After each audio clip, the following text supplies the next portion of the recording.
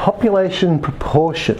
Right, so stats, as we know, we're collecting our data. If we get all of the data, it's what we call the population. Now, as we've seen, that if you do get all the information, we don't call that a survey, we call that a census. So for example, here we go, there's 1 million people in the city, and what we're interested in is the proportion of people who, when we ask them to pick a number, choose a prime number, okay, between 1 and 100.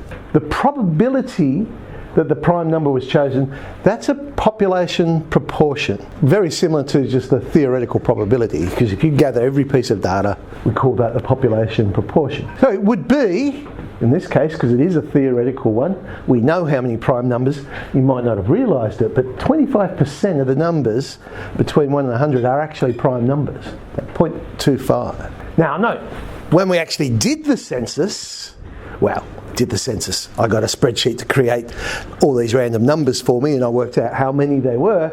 It wasn't quite 25%. It came back with 249,925 prime numbers. Remember, you can't predict responses. So when you go and do experiments and things like that, it would be nice if you got the theoretical probability, but it's probably unlikely you will. Sample proportion then. We've also talked about this. Conducting a census might not be the best way of doing things because it could just take too long. Imagine me knocking on 1 million doors. Excuse me, pick a prime number. Pick a prime number. It's going to take too long.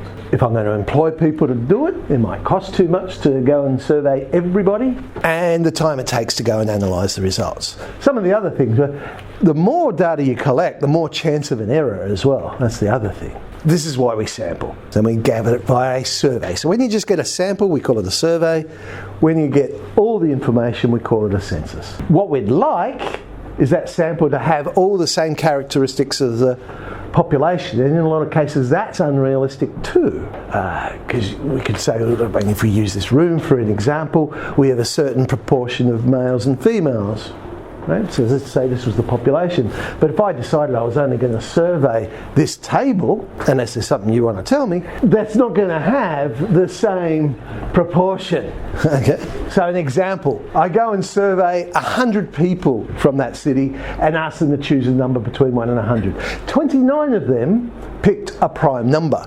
So the sample proportion is 29 on 100. The population proportion, the theoretical probability, was 25 on 100. But for our sample, it came back with 29 on 100. And you'll notice the notation here. So for sample proportion, P for probability, but we put the, what do they call that? Caret. We put the caret on top to indicate this is the sample proportion. Okay. Now, if X, our random variable, is binomially distributed, remember the two pieces of information we'd like to know is how many, so n, and what's the probability of success. The sample proportion is our random variable divided by n. Because remember, it's not the random variable, we're saying what's the proportion. So we divide it by n, like finding the probability. We divide it by the number in the population. The actual probability is still the same. That doesn't change. But it's now the probability that it's x on n rather than just x. So when we were dealing with the random variable itself, we said what's the probability that x equals x? But now we're saying what's the probability that the proportion is x divided by n? Well, they are the same things. We would get the same probability. However, the expected value will change because the expected value was n times p. Now it's just going to be p because we divide it by n because it's the proportion. And the variance will change as well. Remember before it was np 1 minus p, but we're dividing it by n squared because remember variance is deviation squared, and that's how we get n on the bottom. It will basically give us an estimate of our probability. There's this thing called the central limit theorem. Basically says this: if you've got all these random variables, it's a large sample size, then we can approximate our sample proportion with the normal distribution, like so, mu and then sigma squared on n. Basically, that's what we just said here. The expected value is p, the variance is the variance divided by n. In order to use it, samples should always be randomly selected. This is interesting. You know, on Friday we talked about the sample being too small, but also you don't want the sample size to get too big because mistakes will happen and things like that. And they tend to say not bigger than 10% of the population. However, it still needs to be large enough, and here's another way of working out whether it's a good sample. This time, instead of looking at NP and NQ, you know, NPQ is greater than 10. Just another way of looking at it. Right, so our different distributions. We have our binomial distribution. Okay. So if I'm just looking at the random variable, then I know the expected value will be NP. I know the variance would be NP times 1 minus P. Whereas if I'm looking at the sample, then now it's my X divided by N, the proportion that's binomially distributed, but this doesn't change. The number of items stays the same. The probability of success stays the same. But my expected value is just P, and my variance is P, 1 minus P on N. Now, when I go and do a normal approximation, here's the nice thing, because if I'm just dealing with the random variable, we know it's X minus mu on the deviation. But guess what? It doesn't change when you look at the sample either, because the over ends end up cancelling out and you get exactly the same formula. So it actually doesn't matter. You can use the random variable, you can use the sample distribution, you should come up with the same results. All right, let's do something. So we've gone and done a census, we've covered everybody. And it showed that 20% of adults eat out in the city regularly. A survey of 100 adults in that particular city is going to be conducted to work out the proportion who eat out regularly. We have to show that the mean and standard deviation for the sample is 0.2 and 0.04. Our expected value is just P. We expect to get what the overall probability is. That's what we would expect to get. We might not get it, but that's what we would expect. So 20%, 0.2. Our deviation, which is the square root of variance, this is where we now divide it by n instead of multiplying it by n. So divide by n, and yes, we get 0.04. Using this extract, we're going to estimate the probability that a survey of 100 adults will find that at most 15 eat out regularly. At most 15. So Z will be less than or equal to, but I'm dealing with the proportions now. So it's not 15, it's 0.15. Minus 0.2 over 0.04. That works out to be negative 1.25. That's basically what we've got to look up, but of course that's negative. So I go 1 minus the positive, and we look up in our table and go, oh look, there's 1.2, go across the, there's our answer. So that turns out to be 0.1056. An online retailer makes a claim 90% of their orders are going to be shipped within 12 hours of that order being received. Now, on a particular day, 121 orders were received and 102 of them were shipped within 12 hours. State the sample proportion of the orders shipped within 12 hours. By sample proportion, well, 102 orders out of my sample size, 121, so 0.84. The distribution of the sample proportion is approximately normal. Oh, thanks.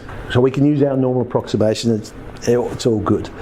Assuming that the online retailer's claim is true, find the probability that in the random sample of 121, less than 85%, because we got 84%, we want to know what was the probability that actually we got less than 85% of those orders being shipped within 12 hours. So my sample proportion, expected value 0.9, because this is the online retailer's claim that it's going to be 90%.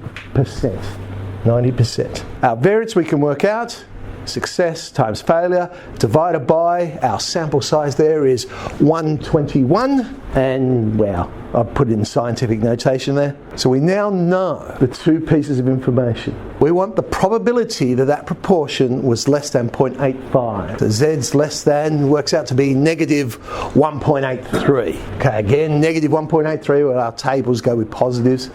So 1 minus 1.83 works out to be 0.0336. So the question then is, how reasonable was the retailer's claim? How reasonable was it?